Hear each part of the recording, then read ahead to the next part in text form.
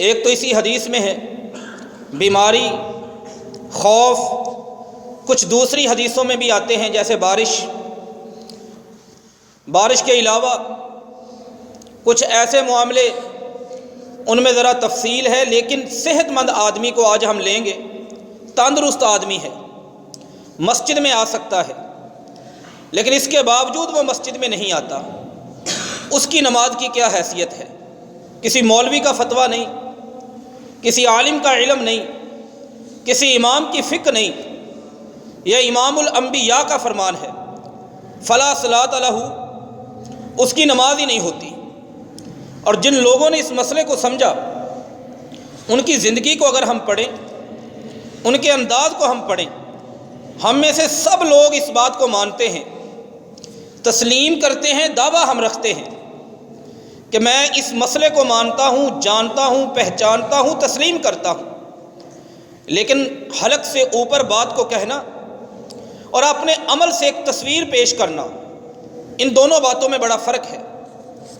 صحیح مسلم کی حدیث ہے 663 نمبر، ابی بن کعب فرماتے ہیں رضی اللہ تعالی عنہ، کان رجل، اللہ کے نبی صلی اللہ علیہ وآلہ وسلم کے زمانے میں ایک آدمی تھا، اور یہ ایسا آدمی تھا، لا اعلم رجلا ابعد من المسجد ممشاجا، کہ میں اس دور میں، اس زمانے میں، اس وقت میں کسی نمازی کو نہیں جانتا جو اتنی دور سے مسجد نبوی میں نماز پڑھنے آتا ہو، جتنی دور سے وہ بندہ مسجد میں نماز کی ادائیگی کے لیے آتا تھا۔ لیکن حیرت کی بات یہ تھی کہ کبھی بھی لا تخطئہ صلاۃ، کبھی بھی کوئی نماز اس کی مس نہیں ہوئی، کوئی نماز اس کی رہی نہیں۔ 5 وقت کی نمازیں 1-2 دن نہیں، ہر روز وہ نبی اکرم صلی اللہ علیہ وآلہ وسلم کی مسجد نبوی میں ادا کرتا، اور تھا مدینے کا سب سے دور والا گھر، سب سے دور کا رہائشی، سب سے دور کا باسی، سب سے دور کا باشندہ۔ مجھ سے نہ رہا گیا، مسند احمد بن حنبل میں وضاحت یہ بھی آتی ہے کہ یہ بندہ ابی بن کعب رضی اللہ تعالیٰ عنہ کا کزن تھا، کوئی رشتہ دار تھا۔ کہتے ہیں میں ان کے پاس گیا، میں نے کہا لو اشتریت حمارا ترکبہ فی الرمضاء والظلماء، آپ ایسا کریں، ایک سواری خرید لیں۔ دور کی بات ہے، اس زمانے میں، اس دور میں گدھے سواری ہوا کرتے تھے، اونٹ، کھچر، گھوڑے سواری ہوا کرتے تھے، اور سب سے نچلے درجے کی سواری یہ گدھا تھا۔ جیسے آپ کے ہاں آج سائیکل، چائنا کی موٹر سائیکل ہے، آپ یہ ہلکی سی ایک سواری لے لیں، اس پہ اگر آپ سفر کر کے مسجد میں آئیں گے، گرمیوں کی تپتی ہوئی سرزمین سے بچ جائیں گے، اور اس کے ساتھ ساتھ رات کے اندھیروں میں بھی آپ محفوظ رہیں گے، آپ زمین پر گریں گے نہیں۔ یہ سارے مشورے میں نے اسے دیے، لیکن اس نے پریشان کر دیا ایک بات کہہ کے۔ بات اس نے کیا کی؟ اس نے کہا اپنا مشورہ اپنے پاس رکھیے، مجھے اس مشورے کی ضرورت نہیں۔ ما احب ان بیتی فی جنب المسجد، مجھے یہ بات بالکل اچھی نہیں لگتی کہ میرا گھر مدینے کی نکڑ سے اٹھا کر مسجد نبوی کے ساتھ رکھا ہو۔ اگر یہ کیفیت، یہ منظر بن جائے تو مجھے اللہ کی قسم یہ منظر پسند نہیں ہوگا۔ کہتے ہیں مجھے اس بات کا بڑا دکھ ہوا، یہ بندہ ہے کیسا؟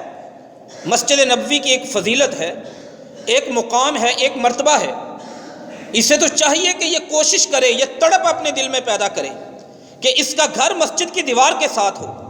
لیکن اس نے اتنی خوفناک بات کہہ دی، کہتے ہیں حملت بہ حملا، یہ بات میرے دل پہ بوجھ بن گئی، میں بے چین ہو گیا اس کی یہ بات سن کر۔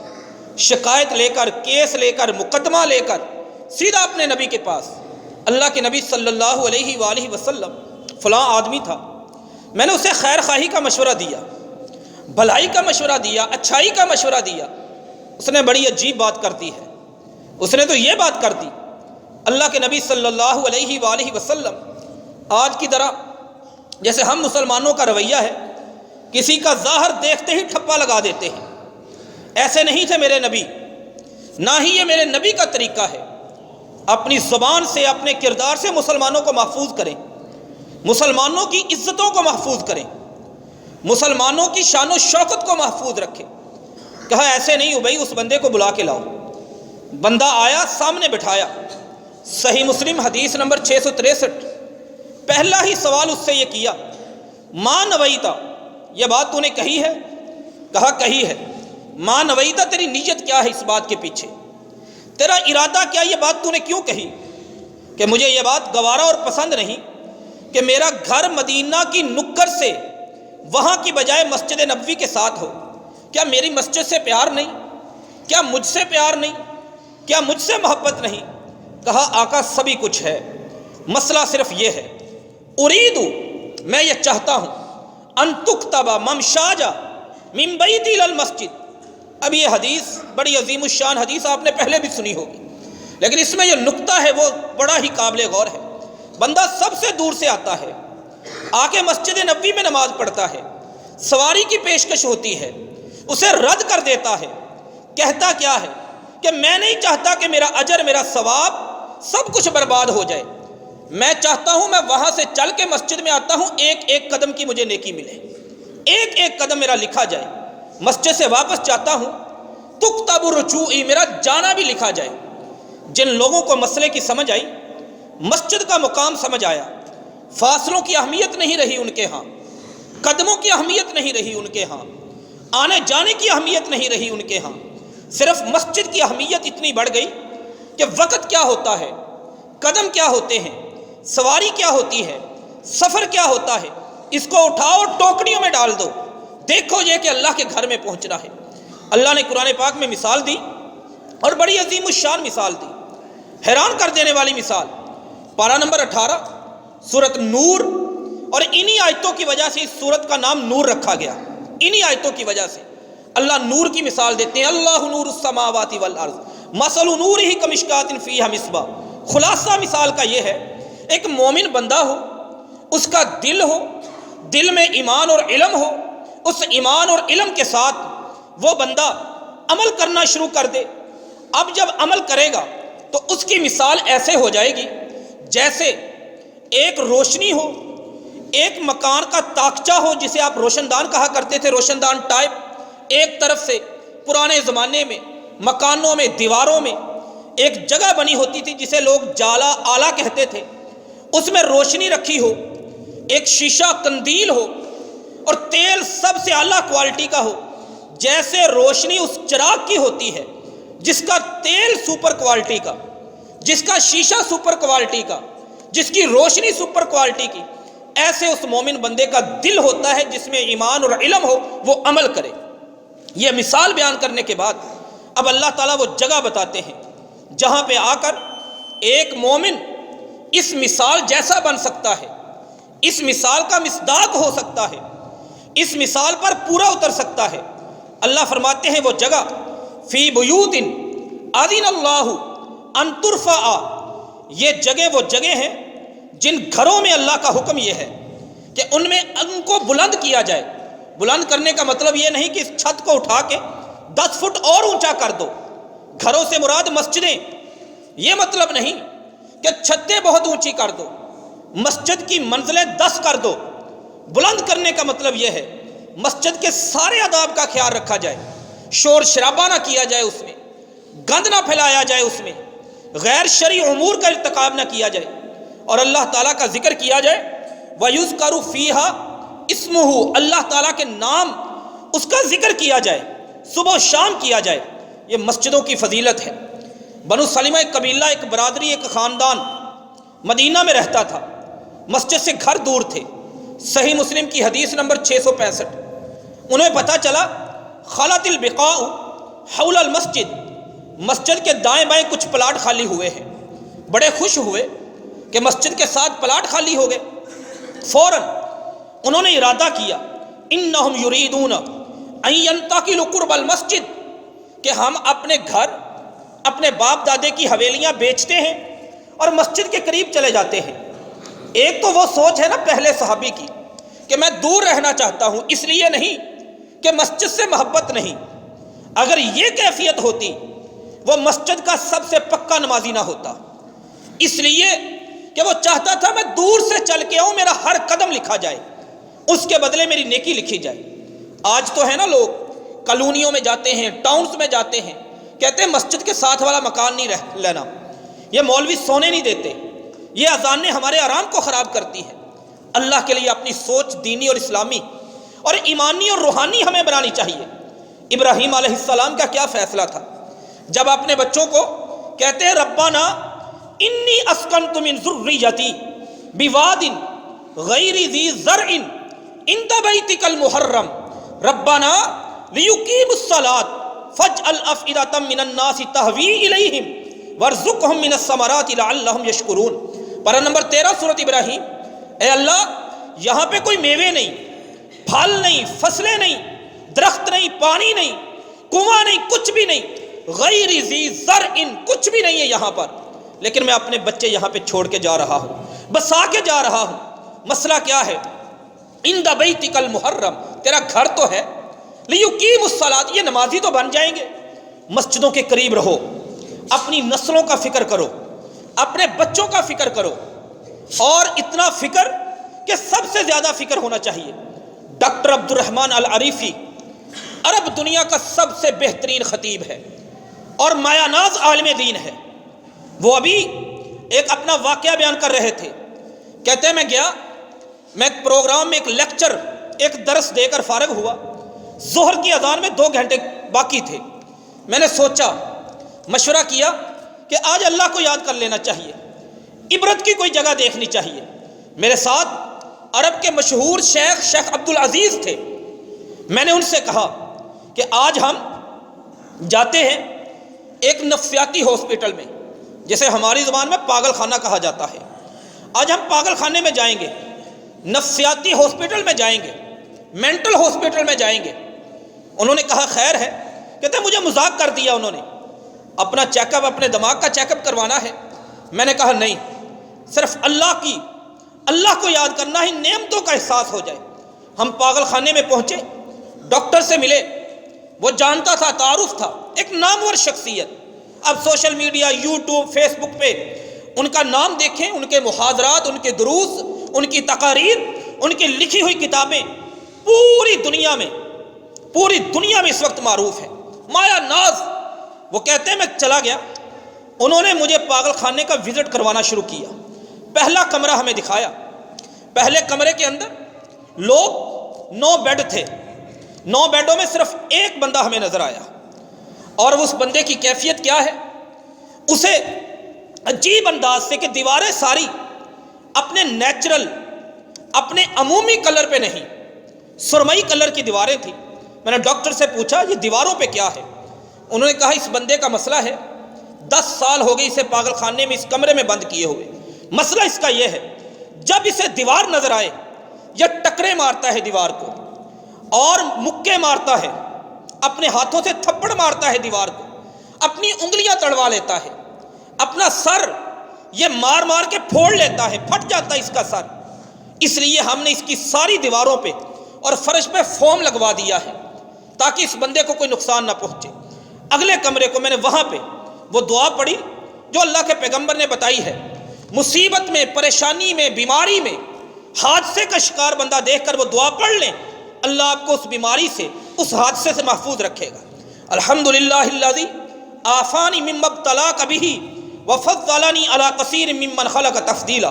کہتے ہیں میں نے یہ دعا پڑھی، اگلے کمرے میں پہنچے، 30 کے قریب بیڈ تھے، سارے لوگ کھڑے، کوئی اذان دے رہا ہے، کوئی گانے گا رہا ہے، کوئی رقص کر رہا ہے، ایک بندہ وہاں پہ کرسی کے ساتھ، پھر پیچھے دیکھا ایک اور، پھر پیچھے دیکھا ایک اور، 3 بندے کرسی سے بندھے ہوئے تھے۔ ان سے پوچھا، ڈاکٹر سے پوچھا ان کا کیا مسئلہ ہے؟ کہتے ہیں ان تینوں بندوں کی پرابلم یہ ہے کہ اگر ان کو آزاد کر دیا جائے، یہ سامنے جو نظر آتا ہے اس کو نقصان پہنچانا شروع کر دیتے ہیں۔ میں نے پوچھا کتنے سال؟ کہتے 7 سال۔ وہ بھی دعا پڑی، تیسرے کمرے میں پہنچے تو وہاں پہ حیران کن منظر، وہاں پر 7 بیڈ لیکن بندہ صرف ایک ہے، اور وہ نیچے بیٹھا ہے اور خالی نظروں سے ہمیں دیکھ رہا ہے، اور پورے بدن پہ کوئی کپڑا نہیں اس کا۔ یہ واقعہ انہوں نے اپنی کتاب استمتع بحیاتک میں بھی لکھا۔ وہ کہتے کوئی کپڑا نہیں۔ میں نے پوچھا اس بیچارے کا مسئلہ کیا ہے؟ کہنے لگے اسے بھی 10 سال ہونے کو ہیں، اس کی پرابلم، اس کا مسئلہ یہ ہے اگر اس کو کپڑے پہنا دیے جائیں، اپنے دانتوں سے اپنے کپڑوں کو پھاڑ کے کھانا شروع کر دیتا ہے. اور یہ عرب دنیا کا ایک ارب پتی انسان ہے جسے اس حالت تک پہنچانے والی اس کی اولاد ہے، اس کا کاروبار، اس کا پیسہ ہے، جو ساری زندگی اس نے اولاد کے لیے کمایا، بغیر دھوپ اور سایہ دیکھے، بغیر صبح اور شام دیکھے، بغیر اندھیرا اور روشنی دیکھے. لیکن جب بچے بڑے ہوئے، باپ کی اس وراثت پہ، اس مال پہ قبضہ کرنا کیا اور باپ کو گھر سے نکال دیا. یہ صدمہ برداشت نہیں کر سکا اور ہمارے پاس تقریباً 10 سال سے ہے. انسان جن کے لیے دین سے دور جاتا ہے، دین سے نکلتا ہے، بسا اوقات وہ معاملے انسان کو وہاں پہ جا کے کھڑے کر دیتے ہیں، وہاں پہ لے جاتے ہیں. انسان جس سے محبت کرتا ہے، یہ اصل چیز ہے. اس بندے نے اولاد کے لیے دن رات ایک کر دی، اولاد بے وفا ہوگی. دنیا کے لیے ایک کیا، دنیا بے وفا نکلی. اور ساری زندگی کمانے کے بعد اپنے آرام نہیں وہ خرید سکا، پاگل خانے کی زینت بن گیا. جب انسان اولاد کے لیے پلاننگ کرتا ہے، دنیا کے لیے پلاننگ کرتا ہے، تو ایسی سٹیج، ایسے مرحلے پر بھی جا پہنچتا ہے. اپنے دین کے لیے پلاننگ کریں، اپنی آخرت کے لیے پلاننگ کریں، اپنی قبر کے لیے پلاننگ کریں. اور اولاد پہ خرچ کرنا ہے، محنت کرنی ہے، تو اس باپ کی طرح کریں جو ایک ویرانے میں اپنی اولاد کو بسا کے اللہ کے سامنے ہاتھ پھیلا رہا ہے. انی اسکنت من ذریتی بواد غیر ذی زرع عند بیتک المحرم ربنا لیقیموا الصلاۃ. یا اللہ نمازی بنانا تیرا کام ہے، یہ نماز پڑھتے رہیں اس لیے تیرے گھر کے پاس میں نے بسا دیا ہے. یہ مسجدوں کے ساتھ محبت، اللہ کے گھروں کے ساتھ محبت. بنو سلمہ وہ قبیلہ تھا مدینہ کا، مسلم کی 665 نمبر حدیث. خلت البقاء حول المسجد فلانہم یریدون ان ینتقلوا قرب المسجد. شفٹ ہونے کا ارادہ کر لیا، مکان بیچنے کا ارادہ کر لیا، مسجد نبوی کے ساتھ والے پلاٹ خریدنے ہیں. میرے نبی کو پتہ چلا، بلا لیا. رحمت دو عالم نے پوچھا کہ یہ تم نے ارادہ کیا ہے یہ پلاٹ خریدنے کا؟ کہا ہاں. فرمایا مکانکم، اپنی جگہ پہ رہو، کسی نے مکان نہیں بیچنا، یہ کسی اور کو لینے دو. اس لیے کہ تم مسجد سے دور رہو گے تو اپنے گھروں سے مسجد میں آؤ گے، جتنے قدم چل کے آؤ گے، ہر قدم کے بدلے اللہ تعالیٰ کی طرف سے تمہارے لیے نیکیاں لکھی جائیں گی. دور ہوتے ہوئے بھی انہوں نے اس فیصلے کو قبول کیا اور مسجد سے وہ دور نہیں ہوئے، دور رہ کر بھی مسجد کے قریب ہے. اور آج کی اس دور میں مسلمان مسجد کے قریب ہو کر بھی مسجد سے بہت دور ہے. مسجد کا سب سے پہلا حق مسجد میں نماز باجماعت ادا کرنا.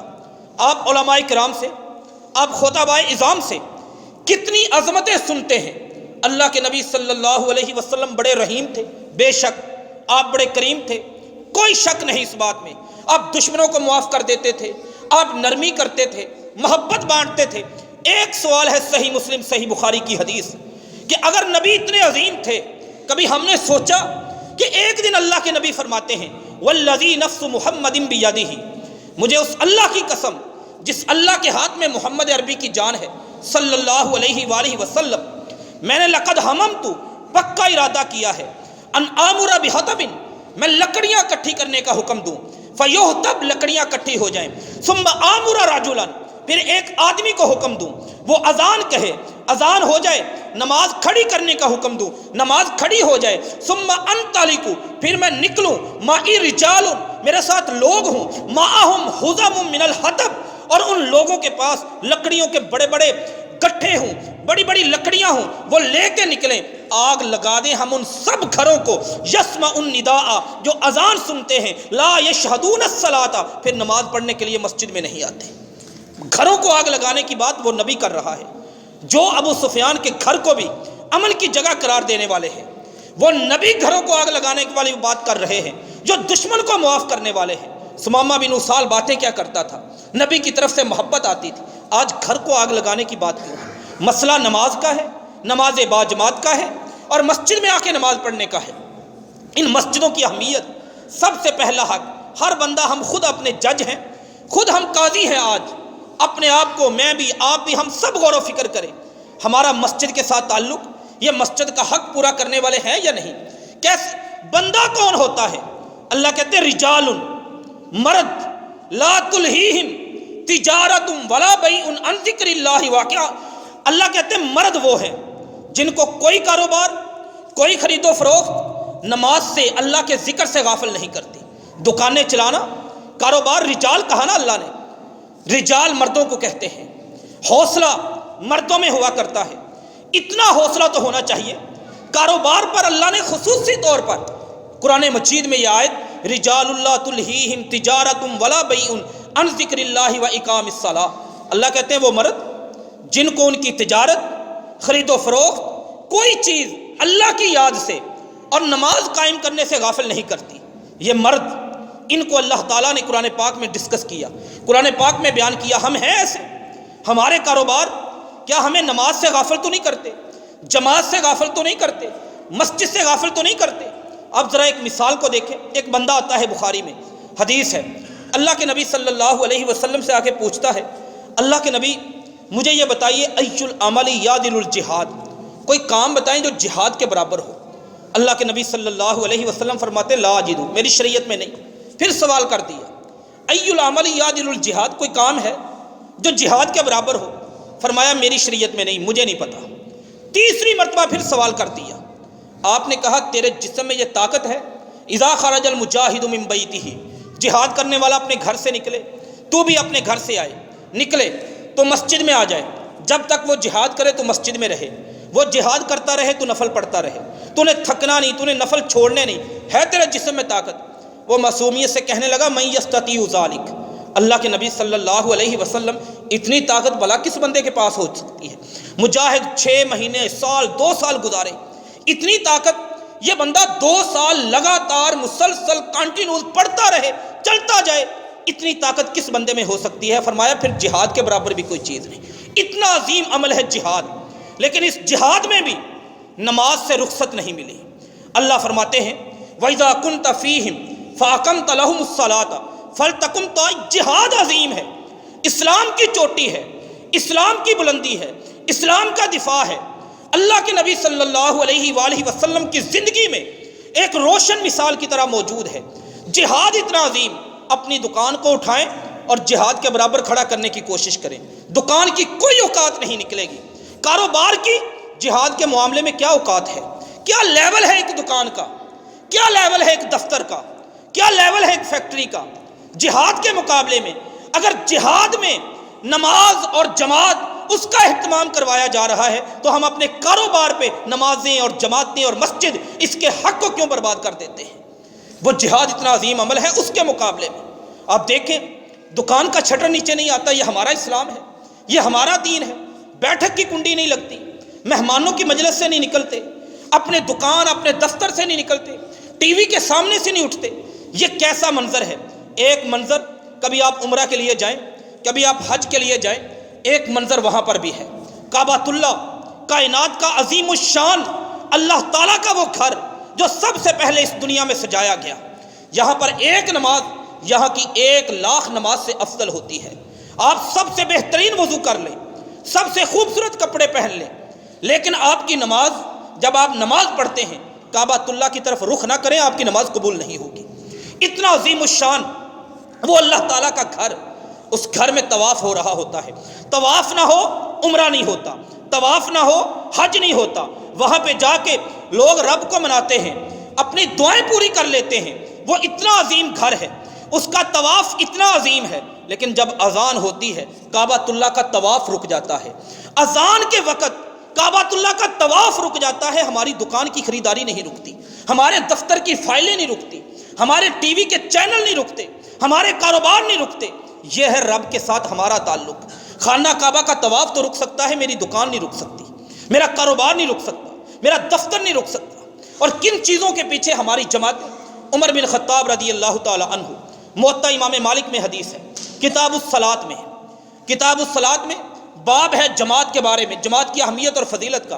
عمر بن خطاب رضی اللہ تعالی عنہ ایک دن صبح کی نماز پڑھائی، ایک بندہ مدینہ میں رہتا تھا، سلیمان بن ابی حسمہ اس کا نام تھا، دیکھا تو وہ نظر نہیں آیا، اور سوچتے رہے آج وہ بندہ مجھے نظر کیوں نہیں آیا۔ امیر المومنین تھے۔ فخرج عمر بن الخطاب رضی اللہ تعالی عنہ من المسجد الی السوق، مسجد سے نکلے بازار جانے کے لیے۔ اب راستے میں سلیمان بن ابی حسمہ کا گھر تھا، مسجد اور بازار کے درمیان میں۔ فمر علی الشفاء، وہ ام سلیمان، وہ راستے میں جا رہے تھے، ایک عورت نظر آئی، شفا اس کا نام تھا، اس سلیمان بن ابی حسمہ کی والدہ تھی۔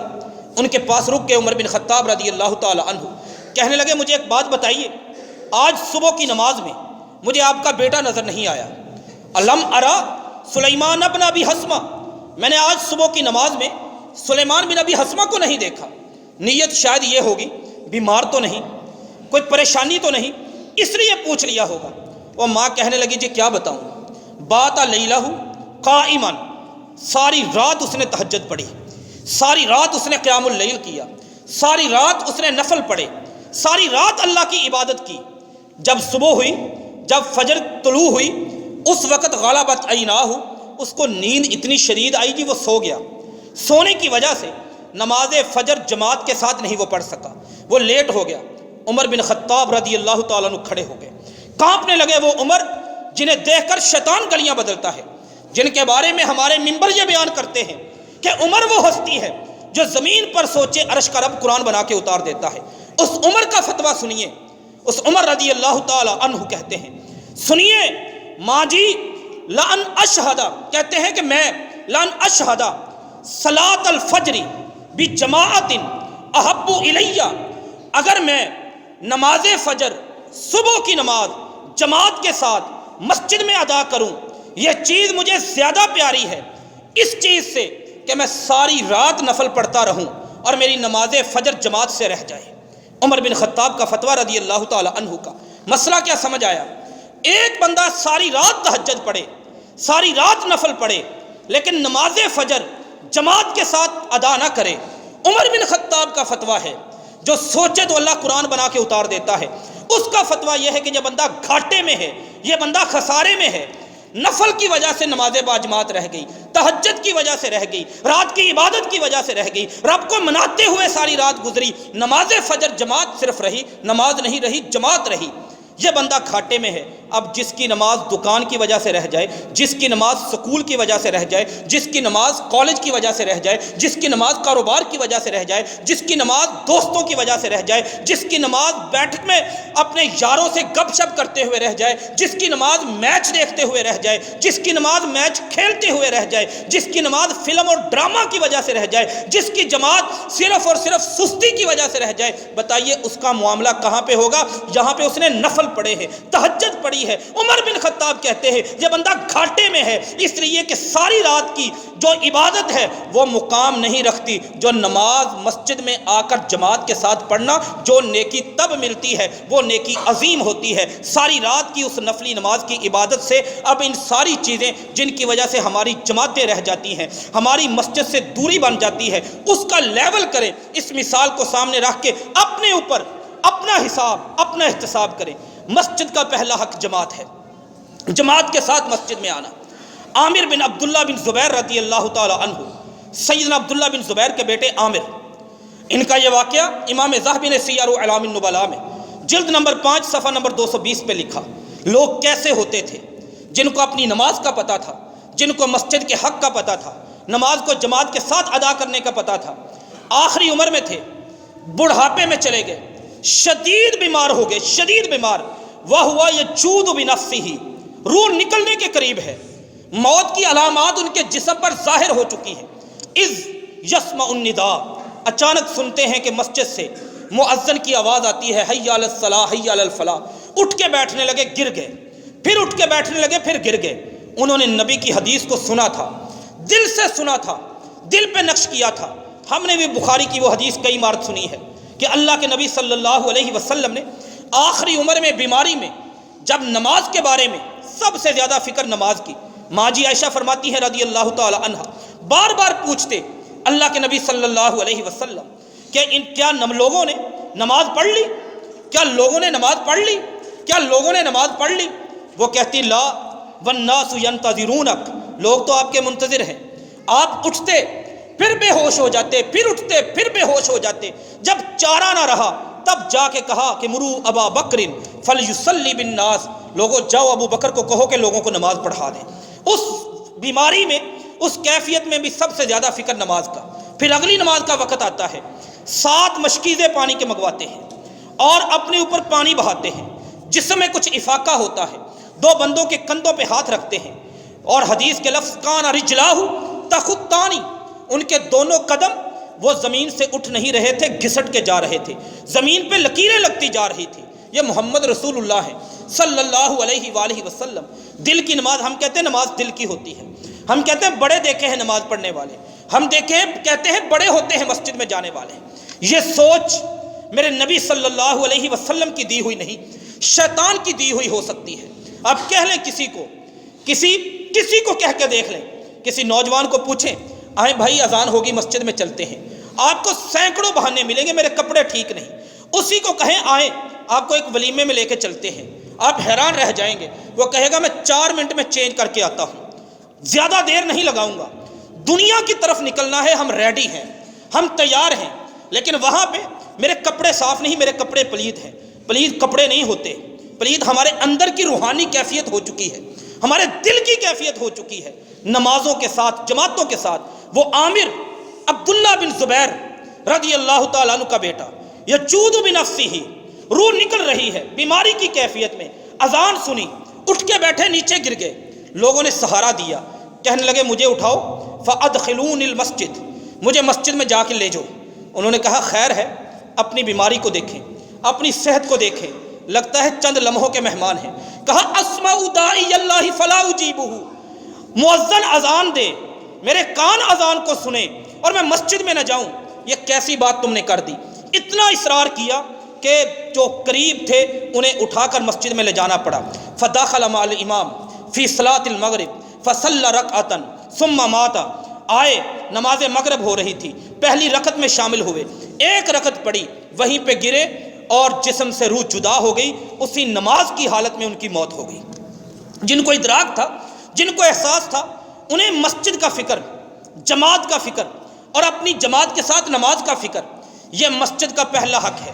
نماز ادا کرنا، وہ بندہ عبداللہ بن ام مکتوم، سنن نبی داود میں 552 نمبر حدیث ہے، وہ کھڑا ہو گیا اور ساری حدیثوں کو جمع کریں، 8 مسئلے اس بندے نے بیان کیے۔ اللہ کے نبی صلی اللہ علیہ وآلہ وسلم میری چند گزارشیں سن لیں، بھائی بتا تیری گزارش کیا ہے؟ کہنے لگا انی رجل کبیر، بوڑھا ہو چکا ہوں۔ نمبر 2 شاسی الدار، میرا گھر مسجد سے دور ہے۔ نمبر 3 ضریر البصر، آنکھوں سے نبیندہ ہوں۔ نمبر 4 بینی و بین المسجد شجر، میرے گھر اور مسجد کے درمیان درخت ہیں، میں ٹکرا جاتا ہوں، مجھے چوٹیں لگ جاتی ہیں۔ نمبر 5 بینی و بین المسجد انہار، میرے گھر اور مسجد کے درمیان پانی کے کھالے، ندیاں، گزر گاہیں ہیں، میں گر جاتا ہوں ان میں۔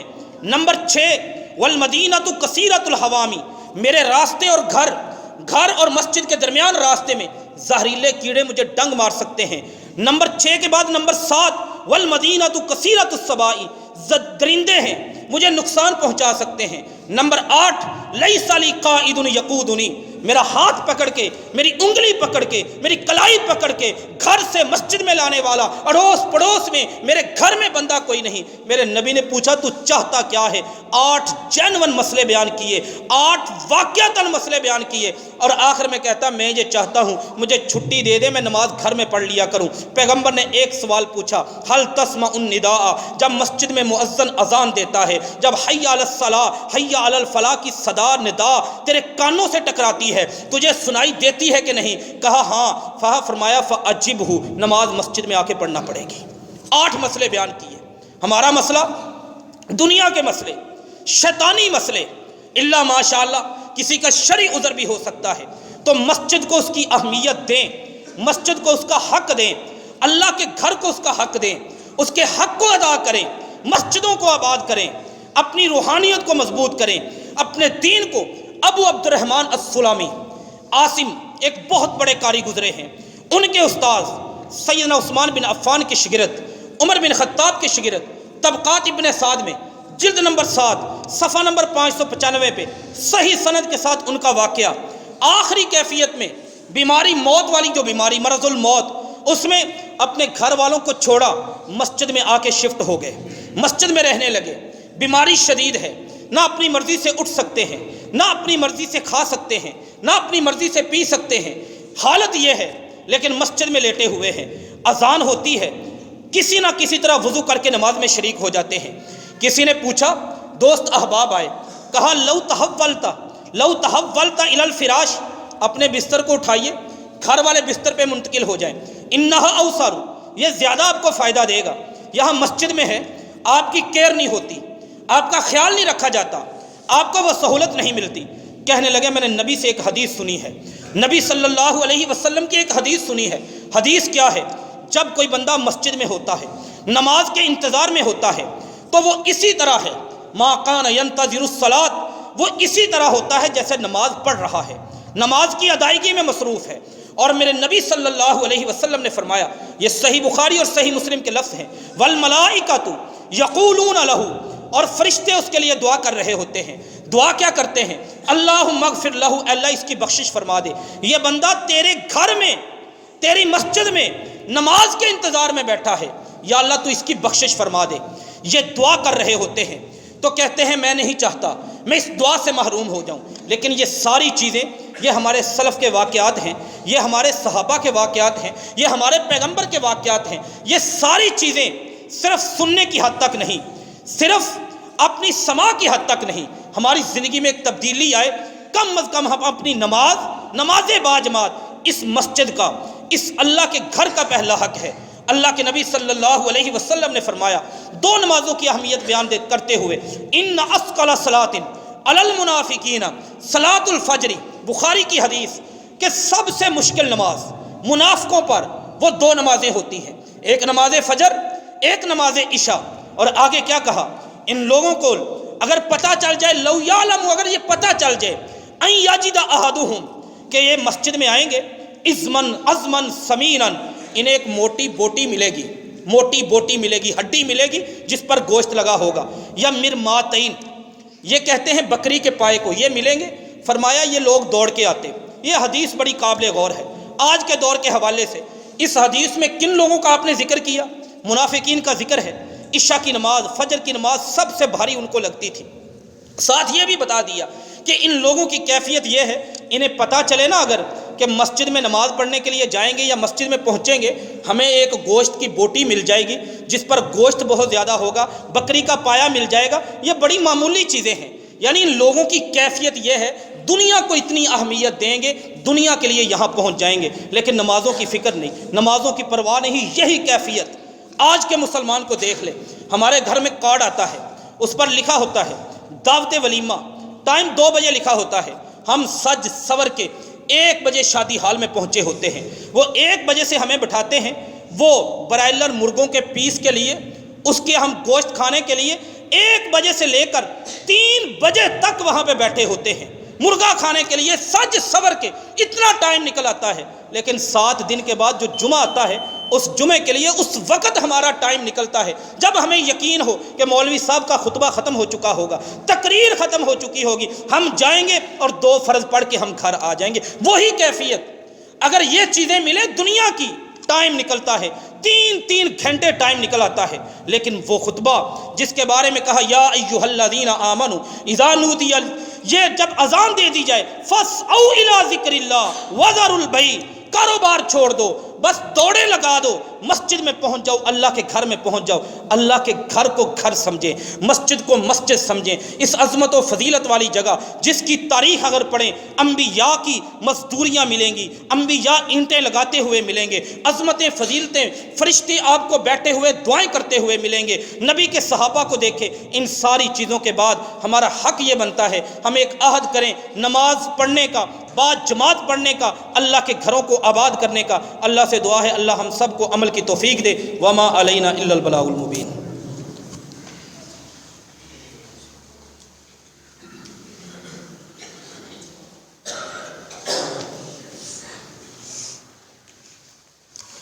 ان الحمد للہ نحمده ونستعینه ونستغفره ونعوذ باللہ من شرور انفسنا ومن سیئات اعمالنا، من يهده الله فلا مضل له ومن يضلل فلا هادي له، واشهد ان لا اله الا الله واشهد ان محمدا عبده ورسوله۔ اما بعد فان خير الحديث كتاب الله وخير الهدي هدي محمد صلى الله عليه وسلم، وشر الامور محدثاتها وكل محدثة بدعة وكل بدعة ضلالة وكل ضلالة في النار۔ اللہم انصر الاسلام والمسلمین، اللہم انصر الجہاد والمجاہدین، اللہم اشف مرضانا ومرضى المسلمین۔ سبحان ربک رب العزت عما یصفون وسلام علی المرسلین والحمد للہ رب العالمین۔